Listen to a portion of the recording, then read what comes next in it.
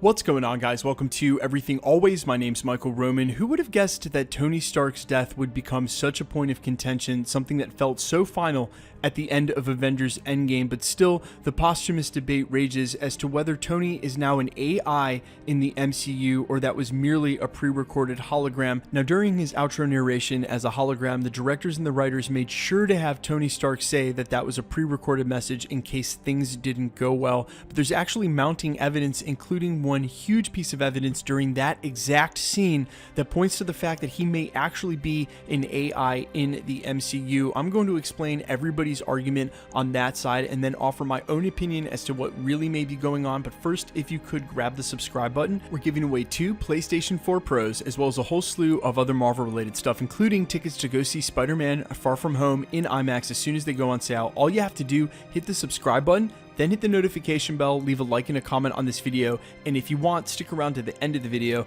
I'll get into all the giveaway stuff again there. So this debate actually started right after Avengers Endgame was released, with those 6 quick clayings at the very end of the post-credit scene, and in lieu of there not being a traditional post-credit scene where that alludes to anything else, people thought this may foreshadow the return of Iron Man into the MCU at some later date. It was more of an homage to what he built and what had become of him over these last 10 years, but still, a lot of people wanted to point to that as him coming back, and those are the same holdouts now that are still trying to argue he'll actually be an AI in the MCU. I was staunchly on the other side and was surprised to see people so far dug in, especially on forums like Reddit, saying that there's no way he's not an AI, simply look at the evidence. And so I started to, and it actually makes a lot of sense. Now, during this scene, you'll recall he's speaking to everybody in general and remarks that this is a pre-recorded message in case things don't go as planned. But what's interesting about that is at the end of the message, when he signs off, "I love you 3000, he makes his way across the room,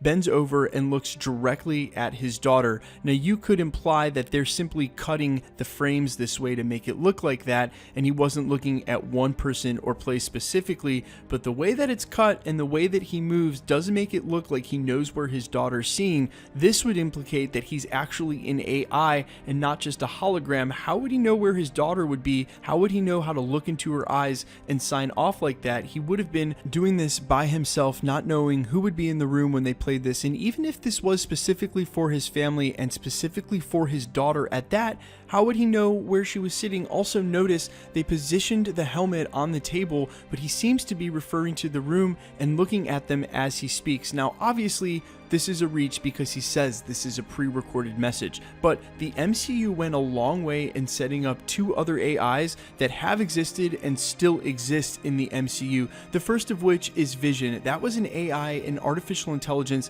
that Tony Stark built himself and brought into an existence. And even though Vision didn't come back during Avengers Endgame, there's a good chance we're going to see him again down the road during that WandaVision TV series that's meant to come out on Disney's streaming service. The other one is way more important, and that's Dr. Zola's consciousness that was transferred into computers, a sort of immortal, not hologram, but rather consciousness on tape. And I would normally be the first person to debunk that as the flimsiest piece of evidence when it comes to regarding Tony Stark as an AI, except for the fact that they went out of their way to reference him by name in the scene between Tony Stark and his father in Avengers Endgame, and might I add, in the same bunker, no less, that he ends up building his future consciousness. And of course, this isn't the smoking gun by itself, but in conjunction with the fact of Tony Stark looking directly at his daughter, there seems to be some evidence there. Now, obviously, this was just a flame of an argument that caught a lot of wind and grew bigger with the release of the Spider-Man Far From Home trailers, especially the one that came out yesterday. In the trailer prior, we had only had a couple frames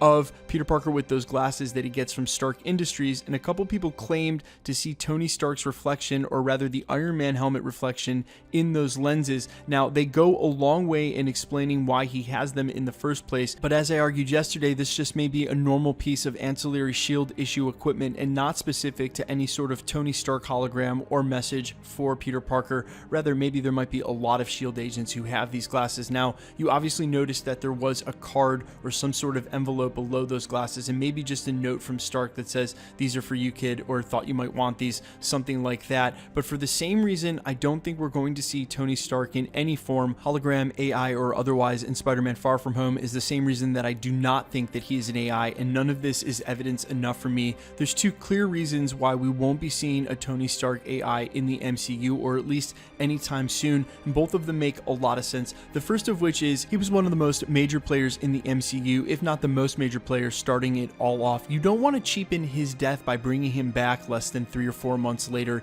He just died on screen. It was a super emotional moment for not only us, the fans, but for him himself. Remember, the Russo said when they had to bring him back for him to drop the line, "I am Iron Man," instead of just grinning and snapping, he almost didn't want to do it because he had said goodbye to the character. I doubt they're going to talk him into coming back and doing a Spider-Man Far From Home cameo where he's just a hologram at that. And now as more movies in the MCU start to come out, especially the Earth-based ones where Iron Man would normally be a player, it'll only further cement his void from the Marvel Cinematic Universe. Just look at the way they talk about him, especially Happy in Spider-Man. And in this film where Spider-Man is meant to grow and take up his mantle, it would severely cheapen his character arc and growth to all of a sudden have a 24/7 hologram in Tony Stark that can tell him what to do, help him event, and help him solve every problem. This has to fall on Peter now. Now, there's actually a second argument that makes a lot of sense as well that has nothing to do with his role or the emotional value or even cheapening his death in Avengers Endgame,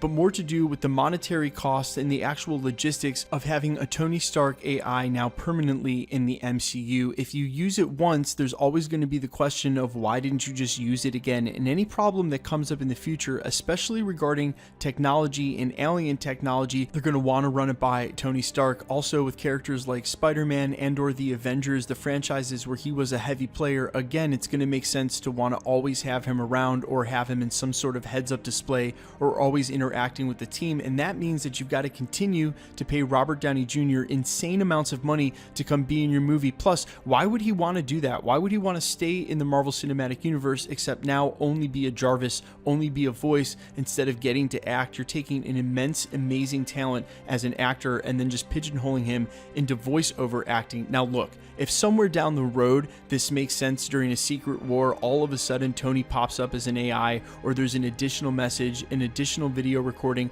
or some old tapes of him on film in the Avengers facility while he was inventing, yeah, that would make sense. And maybe after some years pass, Robert Downey Jr. will feel fresh to the project again and want to return in some sort of triumphant return. Trust me, if down the road in Avengers 6 or 7 we get a Secret War, you can bet he's going to make some sort of cameo in that instance. But outside of that, look, we're all going to miss Tony Stark. His dynamic in the MCU was incredible, and honestly, Robert Downey Jr.'s portrayal of the character was spot on. But the problem is if you keep a character like him around, other characters can't grow.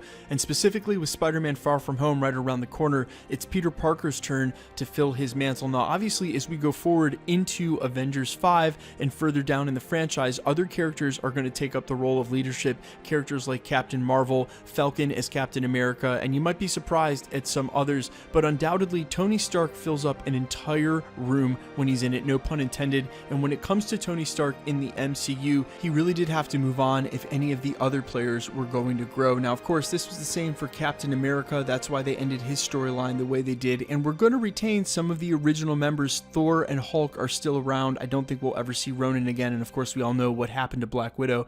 But when it comes to Tony Stark in the MCU, while he may be missed, this was the obvious choice, and bringing him back in any sort of form, hologram, AI, otherwise, just does not make sense because it cheapens the story and the narrative at hand that we just went back to that, like I said, outside of a cameo way down the road. Guys, let me know what you think in the comments. Are you buying into this? Did any of you think that still he's got to be an AI because he was looking at his daughter? And do you not agree with what I'm saying about the fact that if that is true, they've completely gone ahead and cheapened everything they've done and led up to his death at the end and the sacrifice that he made? If you're just going to be around, it doesn't matter what you sacrificed, you can still stick around and help the team, and that just doesn't make sense. Okay, and quickly, let's get into the giveaway stuff before I let you go. All right, we're giving away 2 PlayStation 4 Pros, one at the 400,000 subscriber mark, which we should hit easily by the end of the month, if not in a couple of weeks. We're also giving away a PlayStation 4 Pro over on my Spotify account, Allfires. It's easy and free to enter that one. If you have an account, great. If you don't, it's free to make one. Just follow the link down in the comments in the description below.